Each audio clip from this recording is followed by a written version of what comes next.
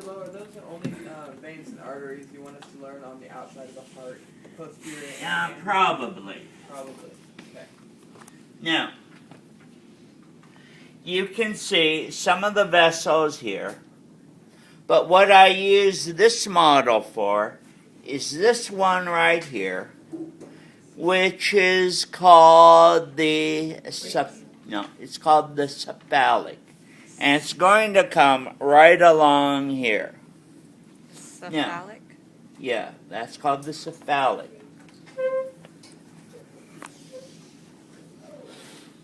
There's going to be 3 branches here.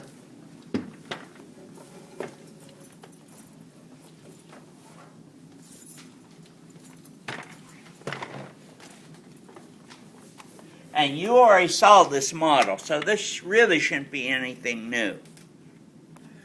You saw the 3 branches coming off the subclavian. Yes or no in lecture? Mm-hmm. Now, that innermost one, if you remember, was called vertebral.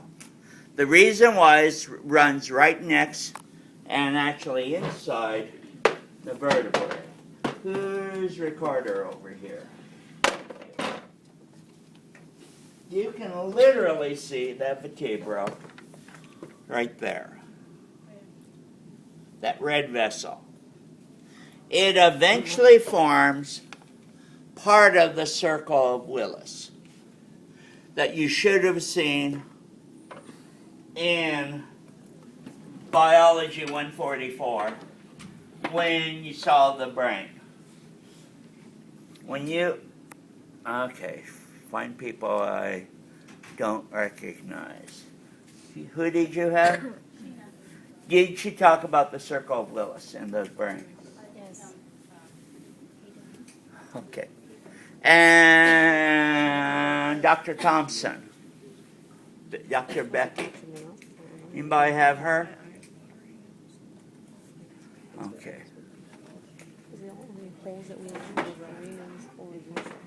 Okay.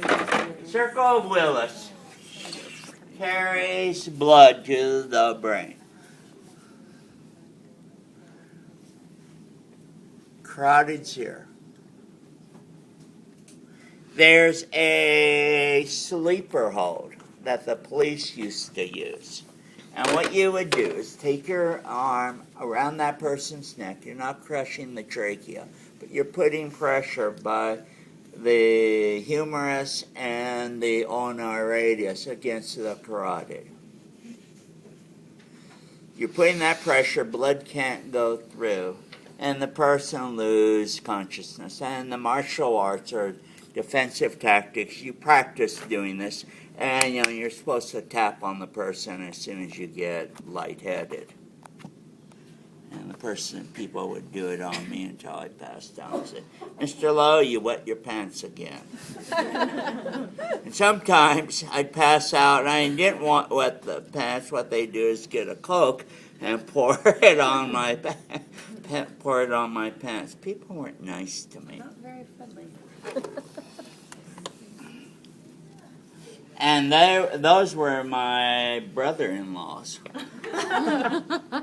And there are your vertebrals. So if your carotids are blocked, you lose consciousness, but theoretically you won't die because of these vessels, the what?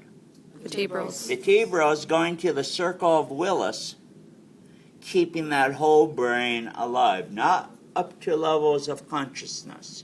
Am I making sense? Mm-hmm. Now, so you should know on this model, what are the red ones called? Vertebrals. On that standing model, what is going along the sides? Vertebrals. And on top, it's called the Circle of Willis. Circle of Willis. Now, next thing. Do you see the veins here? Yes. Okay. These are critical. The ones in between? Oh, the little holes. The little openings in that fat. Did you call them Veins. Venous Did you remember me talking about this? This is sometimes called a Epidural space? subdural. And did I talk to my people about a subdural? That women would often be given a subdural. On the epidural space. This is called the venous epidurals. This is called the venous plexus. Now, this venous plexus basically is right next to the cerebrospinal fluid. And so the veins here, if they get some material, some of it will leak into the cerebrospinal fluid and will cause a general numbness in this area of the dura, and that's where you get your epidurals. Okay, so even on this model of the nervous system, we see that interrelationship of skeletal, the nervous, obviously all of the systems combined. That's why the way I teach, I try to give you a lot of stuff. You will forget some of it, but the more you're exposed to material, the better off you will be.